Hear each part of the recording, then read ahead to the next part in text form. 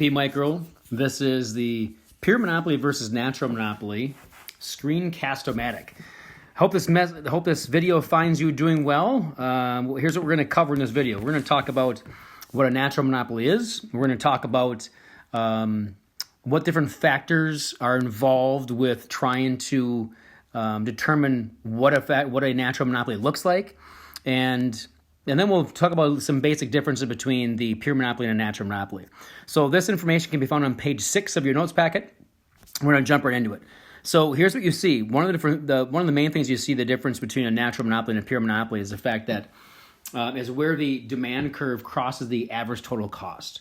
And if you look at the video that you're seeing right now with the screen, you just see two different demand and marginal revenue curves. What I want you to see is this is what it looks like for a pure monopoly. Now, a pure monopoly could actually look like this also, but the difference is that a natural monopoly can only look one of these ways. So again, a pure monopoly can look both ways, and a natural monopoly can only look the way that's on the right-hand side here.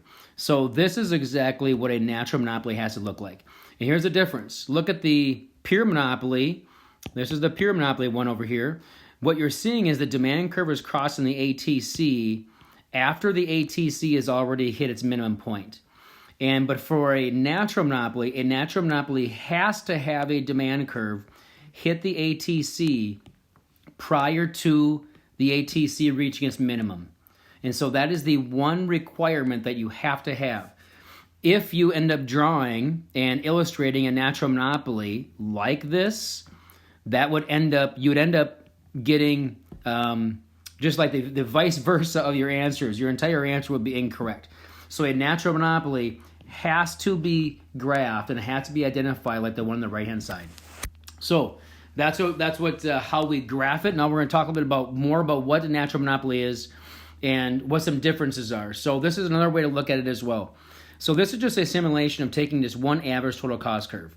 And D1 shows us that that's what a natural monopoly looks like, and D2 shows us that's what a pure monopoly looks like. Now here's what I don't want you to get confused with the fact of thinking that a pure monopoly is actually going to produce this quantity, and a natural monopoly only produces that quantity. What this is really showing you is just the fact of where a demand curve crosses an ATC. So again, this doesn't have anything to do with the fact of the differences between the quantity levels that this is showing, because this is actually looking at almost like two different situations on the same graph. So this again is just showing us the main reason why the natural monopoly curve has to cross the ATC while it is downsloping. And here's the reason why.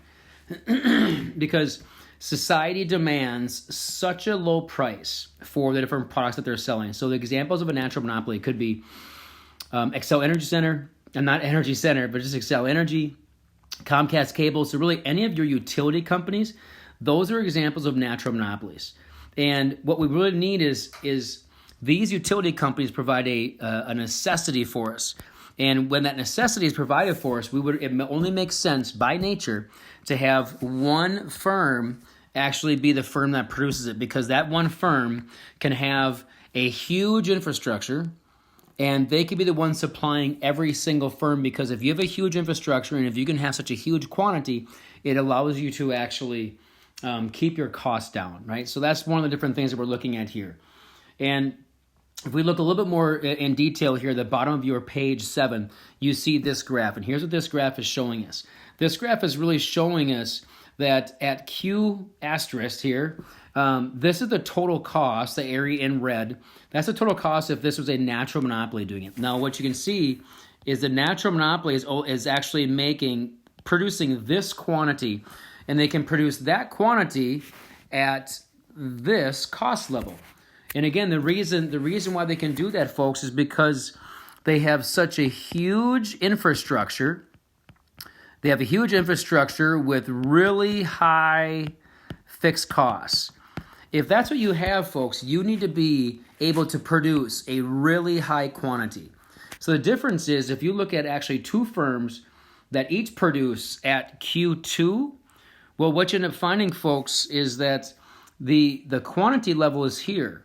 Well, the ATC is at this level for each firm.